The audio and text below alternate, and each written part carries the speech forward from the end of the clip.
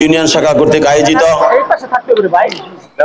জনাব তারেক রহমান সাহেবের যে লিখিত বক্তব্য সেটা পড়িয়ে সেটার মর্ম আপনাদেরকে বোঝানোর জন্য আজকের যে আলোচনা সভা, সে আলোচনা সভায় আমাদের মাঝে উপস্থিত আছেন নারায়ণগঞ্জ জেলা কৃষক দলের সদ্য সাবেক আহ্বায়ক আমার ছোট ভাই, আপনারা জানেন রূপগঞ্জের কৃতি সন্তান, হোরগাঁয়ের আমাদের এই ছেলে, আমরা যাকে নিয়ে গর্ব করি যে রূপগঞ্জের প্রত্যন্ত অঞ্চল বলা চলে বর্ডার, এখান থেকে রাজনীতি করে, যে রাজনীতির সাথে জীবনকে সম্পৃক্ত করে, রাজনীতির সাথে দিনকে রাত করে, রাতকে দিন করে, যিনি জের জুলুম সয়ে আজকে সর্বোচ্চ আসন নারায়ণগঞ্জ জেলা কৃষক দলের আহ্বায়ক হতে পেরেছেন, আমরা ওনাকে নিয়ে গর্বিত।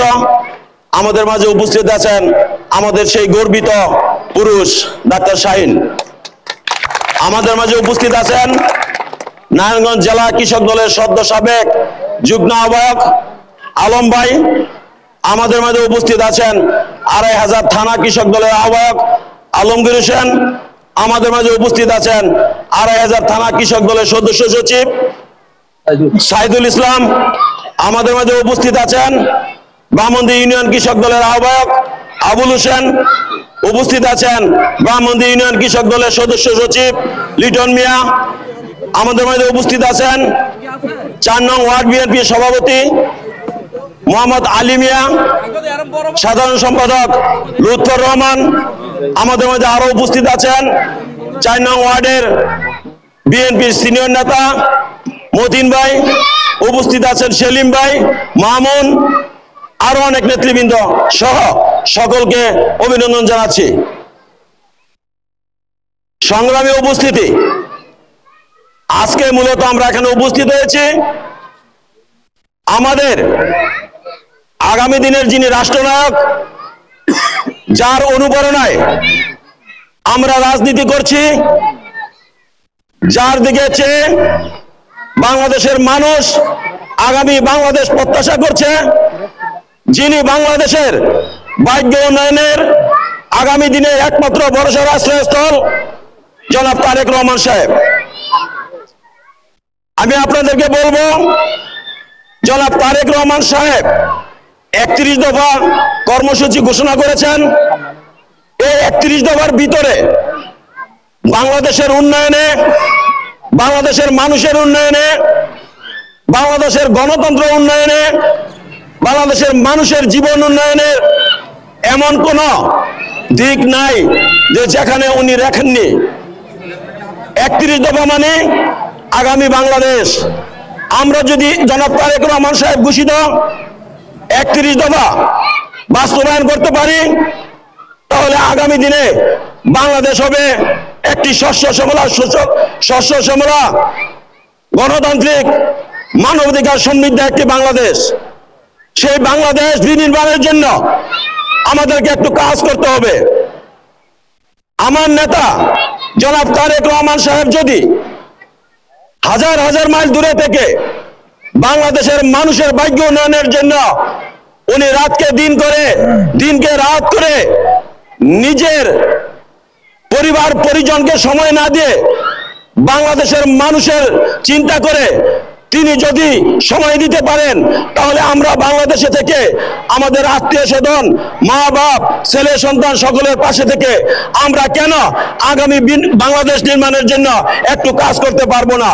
আমাদেরকে অবশ্যই আগামী দিনের রাষ্ট্রনায়ক আমাদের প্রাণপুরুষ জনাব তারেক রহমান সাহেব ঘোষিত ৩১ দফা বাস্তবায়নের জন্য কাজ করে যেতে হবে। সম্মানিত উপস্থিতি, আমি ৩১ দফার আগে আরেকটি কথা বলি। বাংলাদেশের স্বাধীনতার মহান ঘোষক শহীদ প্রেসিডেন্ট জিয়াউর রহমান স্বাধীনতা পরবর্তী সময়ে উনি ঠিক জনাব তারেক রহমান সাহেবের মতো উনি ১৯ দফা কর্মসূচি ঘোষণা করেছিলেন। সেই ১৯ দফা কর্মসূচিতে আপনারা দেখেছেন সবচেয়ে বেশি অগ্রাধিকার পেয়েছিল আজকের যে কৃষক, আজকের যে কৃষি সমাবেশ, সেই কৃষি সমাবেশের যারা মধ্যমণি সেই কৃষকদের জন্য। আপনারা দেখেছেন শহীদ প্রেসিডেন্ট জিয়াউর রহমান সাহেব এই ২৫০০ মাটিতে উনি এসে উনি নিজের হাতে কোদাল ধরেছেন। আপনারা অনেকে দেখেছেন কোদাল ধরেছেন। উনি ১৯ দফা কর্মসূচির ভিতরে উনি খাল খনন কর্মসূচি করে রেখেছিলেন। সেই খাল খনন কর্মসূচি কিসের জন্য ছিল? বাংলাদেশের মানুষের কৃষকদের উন্নয়নের জন্য। খাল খনন কর্মসূচি শুধু খাল খনন কর্মসূচি কি? খাল খনন কর্মসূচি যদি খাল খনন করা হয় খালে পানি আসবে, তাই না? পানি কে ব্যবহার করবে? সেচের কাজে ব্যবহার করবে কৃষক। খালের পাড় দিয়ে কি করবে? গাছ লাগাবে।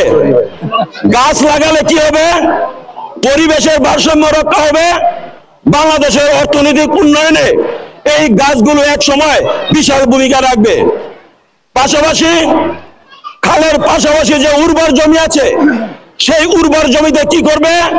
ফসল ফলাবে, বিশেষ করে তরি তরকারি ফলাবে, যেটা কৃষকদের ভাগ্য উন্নয়নে সফলতা আনবে, বাংলাদেশের মানুষের ভাগ্য উন্নয়নে সফলতা আনবে এবং বাংলাদেশের অর্থনীতিতে এই সফলতা যোগ হবে। ১৯ দফার ভিতরে জিয়াউর রহমানের যে কর্মসূচিগুলি ছিল, আল্লাহ তাআলার অশেষ রহমতে উনি বাংলাদেশের মানুষের দোয়ায় উনি শহীদ হয়েছেন। ওনার যে কর্মসূচি ছিল ওইটা উনি বাস্তবায়ন করে যেতে পারেননি। ঠিক তারও ধারাবাহিকতায় ওনার উত্তরসূরি জনাব তারেক রহমান সাহেব শহীদ প্রেসিডেন্ট জিয়াউর রহমানকে অনুসরণ করে উনি ১৯ দফাকে বর্ধিত করে উনি ৩১ দফা ঘোষণা করেছেন। সেই ৩১ দফা বাস্তবায়নের জন্য আমাদের কোন কৃষক দল নয়, শ্রমিক দল নয়, তাঁতি দল নয়, মূল দল নয়, যুব দল নয়, আমরা তারেক রহমান সাহেবের অনুসারী। তারেক রহমান সাহেব ৩১ দফা বাস্তবায়ন ঘোষণা করেছেন, সেটা আমরা কিভাবে বাস্তবায়িত করব সেটা আমাদের কাজ। আপনারা করবেন না? ৩১ দফা বাস্তবায়নের জন্য আমাদেরকে তারেক রহমান সাহেবের আদেশ অনুযায়ী কাজ করতে হবে। আর এই ৩১ দফা বাস্তবায়িত হলে বাংলাদেশ হবে, আগামী বাংলাদেশ হবে এদেশের মানুষের জীবন মানের বাংলাদেশ, আদেশের মানুষের অর্থনৈতিক উন্নয়নের বাংলাদেশ, গণতান্ত্রিক বাংলাদেশ। শুধু ৩১ দফার ভিতর কৃষকদের কথা উনি বলেননি, উনি গণতান্ত্রিক ধারায় বাংলাদেশের নির্বাচনের কথা বলেছেন, তত্ত্বাবধায়ক সরকারের অধীনে নির্বাচনের কথা বলেছেন, উনি বিচার বিভাগের কথা বলেছেন, উনি প্রধানমন্ত্রী প্রেসিডেন্ট থেকে সকলকে জবাবদিহিতার ভিতরে এনেছেন, উনি শ্রমিকদের উন্নয়নের কথা এনেছেন, উনি মহিলাদের উন্নয়নের কথা এনেছেন, গার্মেন্টস শিল্পের উন্নয়নের কথা এনেছেন, যোগাযোগ ব্যবস্থার উন্নয়নের কথা এনেছেন। সর্বোপরি বাংলাদেশকে উন্নতশীল দেশ হিসাবে পরিণত করার জন্য যা যা প্রয়োজন সেই ধারাগুলি উনি ৩১ দফার ভিতরে নিয়ে এসেছেন। আর আমরা যদি ওনার অনুসারী হয়ে এই ৩১ দফা বাস্তবায়নের জন্য কাজ না করি তাহলে আমরা কিসের দল করি, কিসের সংগঠন করি? আমাদেরকে অবশ্যই জনাব তারেক রহমান সাহেবের ৩১ দফা বাস্তবায়নের জন্য মনে প্রাণে কাজ করতে হবে। এখানে কোনো কৃষক দল, তাঁতি দল, শ্রমিক দল, যুব দল, মৎস্যজীবী দল কোনো দল নয়। সর্বোপরি সকলে আমরা ৩১ দফা বাস্তবায়নের জন্য কাজ করে যাব, এটাই আমাদের প্রত্যাশা।